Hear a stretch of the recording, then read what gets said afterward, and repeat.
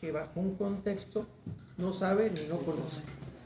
A los que fuimos de alguna manera jueces del sistema tradicional, tenemos un catálogo de delitos graves y no graves.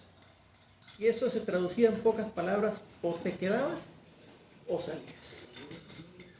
Que para aquellos que no son abogados, y voy a manejar un léxico pues bajo un aspecto muy natural, porque la final de cuentas y la finalidad es que esta plática pues sea una plática, que todos entendamos que la problemática que genera que una persona se quede o no se quede en prisión pues emerge bajo un código que nos establece esa normatividad, y que además es una disposición constitucional que es la que emerge bajo ese contexto, esas condiciones naturales de seguimiento de los procesos. Una persona que comete una conducta, llamamos delito, si yo tomo algo que no es mío, pues hay una sanción. Si yo privo de la vida a alguien, hay una sanción.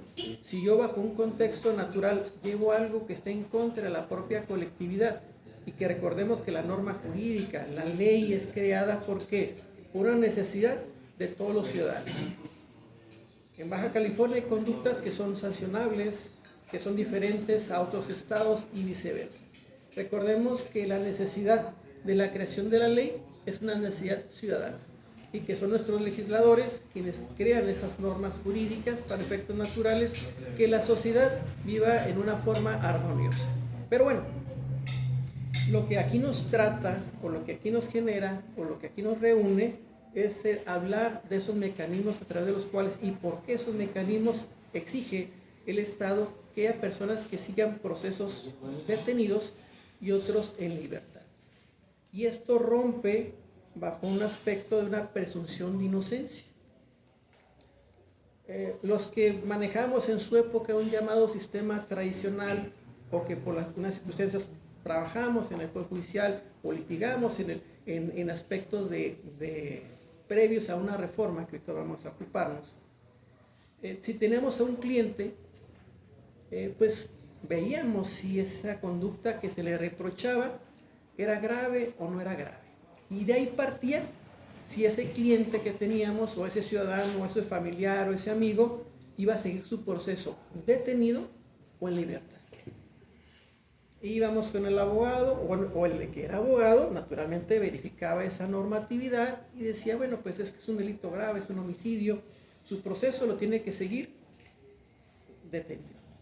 Bueno, es un robo, no es un delito grave, tiene derecho a una fianza. Entonces había, o eran delitos con fianza, o eran delitos que tenían que generar naturalmente esa prisión preventiva. Y no voy a ahondar mucho respecto a ese aspecto, pero más sin embargo, ese era el parteaguas. Se generan ciertas sentencias de la Corte Interamericana en contra del gobierno mexicano. ¿Por qué? Porque no entendían esta forma de juzgar, no entendían el por qué la Fiscalía investigaba, y además de investigar, pues acusaba prácticamente. Y teníamos un aspecto muy interesante, que esa inmediatez, es decir, esas pruebas que eran obtenidas con mayor cercanía a los hechos tenían mayor valor. Entonces, si una persona la detenían, y teníamos una prueba principal, o reina de las pruebas, que era la confesión. Había confesión, ya no había que investigar nada más. Digan ustedes, en la época, ¿quién podía soportar una tortura? Humanamente, nadie. ¿Por qué? Porque si lo hiciste o no lo hiciste, a través de un mecanismo de investigación de esa índole, pues todo ciudadano iba a aceptar bajo ese contexto. Hubo necesidad de reformar y pasar a un aspecto general, que no fuera la confesión, sino la prueba circunstancial. Es decir, que se analizara, que se investigara para efectos naturales, que una persona pudiera generar un proceso, y que de la misma manera hubiera esas pruebas que tuvieran ese peso para seguir el proceso. Pero bueno, esos son aspectos de historia, de prehistoria en el aspecto procesal. Después de esas sentencias de la Corte Interamericana en contra del gobierno mexicano, hubo la necesidad de cambiar, de generar un derecho más humano, un derecho procesal en el que realmente se viera a esa persona que está siendo sujeta a un procedimiento como un ciudadano con derechos. En el sistema tradicional se hablaba de un derecho, una presunción de inocencia, que era ser considerado. No es lo mismo considerado que tratado. Te considero inocente, pero te trato como culpable. ¿Por qué? Porque tu proceso lo vas a seguir detenido. Entonces, ¿dónde queda mi presunción de inocencia? ¿Dónde queda esa condición natural de que soy inocente? Ya te dije, eres considerado como inocente, pero tu proceso es detenido. Y si quieres obtener libertad o un proceso en libertad, tienes que pagar una fianza si es de aquellos delitos que no son considerados como prisión preventiva oficiosa, perdón, delitos graves, que es un contexto. Hay una sentencia de la Corte Interamericana, caso Radilla, 1973, en la que le dicen al gobierno mexicano, estás mal, debes de acotar tu proceso con un toque más humanista. Ver a esa persona que está siendo o está detenida o que está en investigación, porque, bueno, pero cualquier ciudadano va a decir, bueno, pero si es un delincuente, ¿por qué un delincuente tiene derechos? ¿Por qué un delincuente hay que tratarlo igual que a la víctima?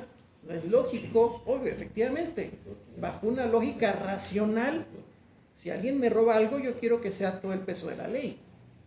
Si alguien comete una conducta, obvio, una lógica racional me dice que efectivamente debe ser todo el peso de la ley. Bajo un aspecto racional, efectivamente. Pero una persona que está siendo investigada, ¿realmente es un delincuente? ¿Realmente hay una sanción?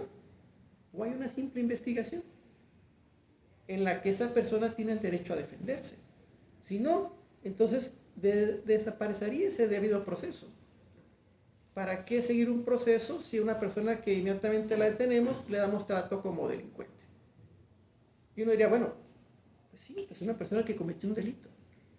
Pero recordemos, y ahorita vamos a analizar el tema que nos trae en este momento, en la que no únicamente esa persona, llamamos de a pie, esa persona que se roba el celular, que se roba un carro, son los que son sujetos de proceso, sino que bajo un contexto todos somos sujetos de proceso. Y eso implica que todos exigimos que un debido proceso. Y el debido proceso es ser tratados y ser considerados como inocentes hasta en tanto no se nos compruebe lo contrario. Bajo esas circunstancias se genera este nuevo Código Nacional de Procedimientos Penales, esa nueva visión de ver el proceso, en la que la última de las ratios, la última de las posibilidades es la prisión preventiva. Esto significa que este nuevo sistema ve al ciudadano en general, llamemos víctima, llamemos persona investigada, como unas personas con derechos y también con obligaciones, y que como consecuencia de ello debe existir un debido proceso, y que en ese debido proceso se cumplan esas garantías mínimas de los ciudadanos. Y el debido proceso es contar, por lo que respecta a la persona investigada, con un defensor. Aquellos que manejamos el sistema tradicional, recordemos que el derecho a una defensa se cumplía exclusivamente con que en el expediente existiera una copia ¿de qué? De la cédula. Y si no había copia de la cédula, bueno, podían pedir una nulidad de procedimiento porque no había esa copia, no contaba con un defensor. Pero si había copia del defensor y la firma, se cumplió con la defensa técnica, ese derecho constitucional. ¿Y qué es lo que hizo el defensor en todo ese proceso? Nada. Más que una promoción en la que dice la persona detenida nombro como mi defensor a tal persona. Y esa persona compareció y esa persona presentó su cédula que lo acreditó como defensor. Y se cumplió esa garantía. En esta nueva visión hablamos de una defensa técnica y adecuada. Esa defensa técnica y adecuada no se cumple exclusivamente con esa presentación de esa cédula, sino que además la persona debe llevar a cabo actos de defensa adecuados. En este sistema, bajo ese contexto, el juez tiene la facultad, artículo 43, si hay una defensa inadecuada, puede remover al defensor, llamar la atención para que esa persona que esté en sujeto a un proceso pueda hacer nueva designación, ya sea un defensor público o ya sea un defensor privado, que cumpla con esa exigencia, ya que el derecho natural de la defensa técnica, que es un derecho por garantía de toda persona detenida, debe cumplirse a cabalidad. Pero bueno, ¿y dónde queda la víctima? Estamos hablando de la persona investigada, interesante. ¿Y la víctima? La víctima cuenta también con una figura que es el asesor jurídico. Anteriormente se hablaba que a la víctima la representa el Ministerio Público. El Ministerio Público no es un representante de la víctima. El Ministerio Público es un representante cuya función exclusivamente es velar por una investigación objetiva. Y la investigación objetiva implica cualquiera de las dos vías. Si la denuncia cumple las características, pues evidentemente se va a ejecutar acción penal. Si no, pues un no ejercicio de la acción penal por las condiciones que se consideren adecuadas. Pero quien representa a la víctima es su asesor jurídico, persona que debe llevar a cabo esa actividad propia. Pero bueno, esa persona ya está siendo investigada, a esa persona se le acusa porque es un contador afamado, que como consecuencia de ello resultó que una de las facturas que presentó son falsas. No es el que se robó la bicicleta, no es el que se robó el carro. Es una persona con prestigio, es una persona que como consecuencia de ello tiene una actividad lícita y que lo están acusando de haber utilizado o falsificado facturas. Bueno, antes del 31 de diciembre de 2024, el artículo 155, hay un código nacional y ahí se ve cuáles son las conductas que son consideradas y las medidas cautelares que se deben imponer. Las medidas cautelares que son, no es una forma anticipada de imponer pena, sino es el mecanismo. ¿Cómo voy a ser yo autoridad para que tú, persona que está siendo investigada, te presentes ante el juzgado? ¿Hay necesidad? Bueno, las medidas cautelares son esas formas, esos mecanismos, esos caminos, esos instrumentos de que se vale la autoridad jurisdiccional, el juez, para que las personas que tienen un proceso cumplan con ese proceso, cumplan con comparecer al proceso.